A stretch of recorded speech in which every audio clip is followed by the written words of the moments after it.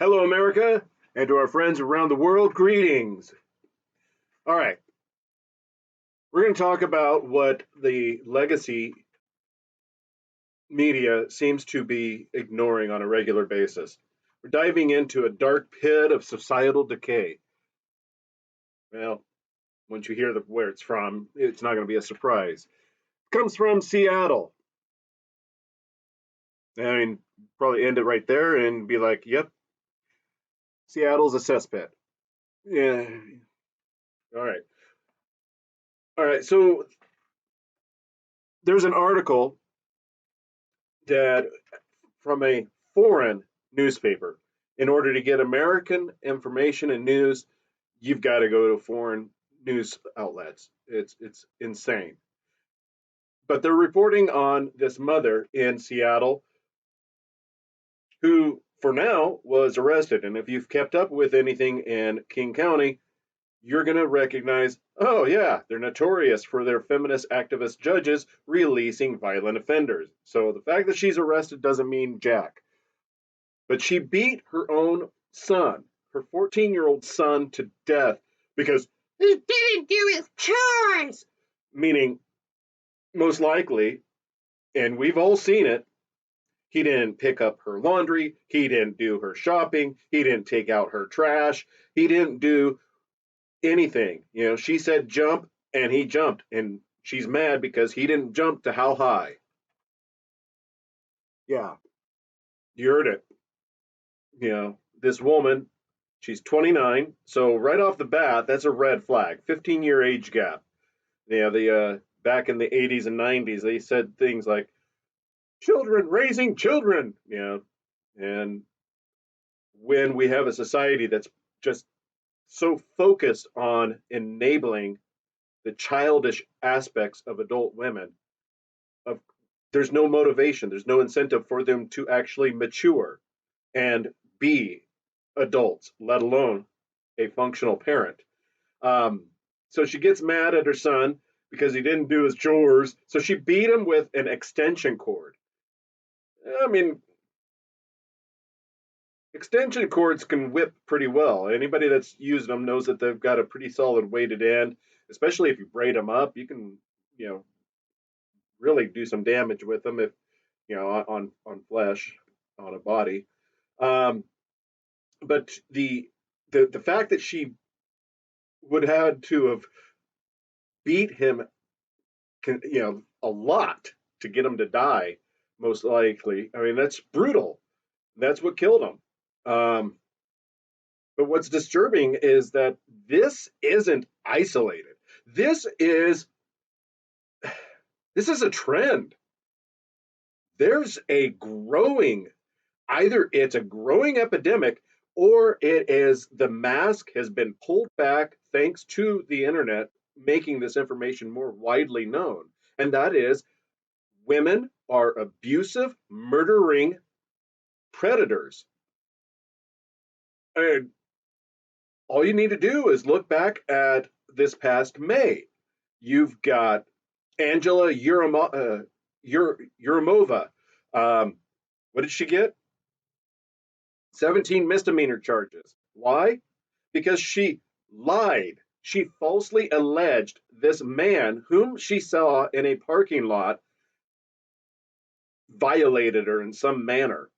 And she lied. The man was locked up for over a month, and you know, 17 misdemeanors or something like that, and or the recommended or the sentence for something with that many misdemeanors would be about 17 years.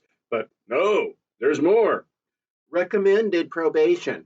That's right up there with Melody Johnson out of Arizona, who spent months, as in half a year, poisoning with bleach her husband's coffee every freaking morning. He brought the evidence in, and she got 3 years probation. Why did she want to kill him? Because he wanted to divorce her crazy ass. Do you blame him? Hell no. What does she get? A GPS ankle monitor and you need to go counseling and deal with your murderous tendencies. And it's all because she wanted money. And these things are normalized, you know, or rather normalized. Uh, It's insane. It is, violence against men and boys in particular is just duh, nothing to see. They'll get over it. No, you stupid MFer. The boy is dead, and he's not the only one. There was a trio of women in, what was it, Ohio the other day, who were arrested for murdering a 5-year-old boy. This is rampant. And then you got, well, anyway, I don't want to lose my train of thought. So, all right, so you've got this epidemic of violence against boys. And that's not all. You got an epidemic of female teachers preying on male students. We're not talking about, oh, it's a one off, it only happens. And, no, this is a pattern. This is multiple dozens. And they're not just, you know, getting off, they're getting lighter sentences and they're being written about as far as the headlines. Read the freaking headlines. It was, it reads as if it came out of a freaking romance novel. You know, their hearts were so passionate and she loved him generously. No, rape is rape. I don't care if he's, you know, looks like your male superstar of the month flavor. You know, he's still underage and it's still rape. Uh, it's insane. So it's the results. You get leniency. The women even get sympathy. I mean, you had a freaking woman blasting all over social media just the beginning of this month, February. Celebrating that she got off of raping a 16-year-old boy. It's insanity. So could you imagine using your students as a lookout, not being prosecuted, then getting custody of a child produced from the rape? Oh, and that gets better, adding more damage to the injury, suing and winning for child support of the child you raped. uh, oh, and then my favorite, sarcasm, is the woman who raped the child suing for child support. Her woman attorney mocks him in court. Well, he was man enough to get her pregnant. Guillotine isn't a sufficient, solution for somebody like that. They need to be publicly outed and shamed and never work in the industry again. I mean, it's absolute insanity. So why is this happening? Why are we seeing an uptick where the punishment doesn't fit the crime if the perpetrator is a female? It's part of this DEI, woke, feminist nonsense. There's, if the roles were reversed, we all know that people would be championing, oh, we must do something. Death row is too good. We'll get to that here in a minute, too. Um, so, what does it tell society? Male lives, especially, in this case, young ones, they're less valuable and less deserving of justice. It's a dangerous message, and this is something that needs to be pushed back on. Um, Now, what needs to be done? The judiciary needs to be held to account, which they're not.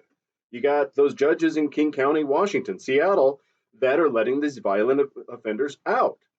Then, and it's not just the left, right, Democrat, Republican thing. You've got, that, oh, the left is bad. No, you've got Republicans, Nancy Mace and Anna Paulina Luna. Oh, we gotta protect the girls. You stupid ass cunts. Are boys not worthy of protection? No! All right. Republicans, you got to do better. The GOP, you need to do better. You got to get these feminist cunts out of office. All they care about is their sisterhood, nothing else. They don't care about justice. They only care about protecting female predator rapist teachers, mothers that murder children. It's insane. It cannot be sustained.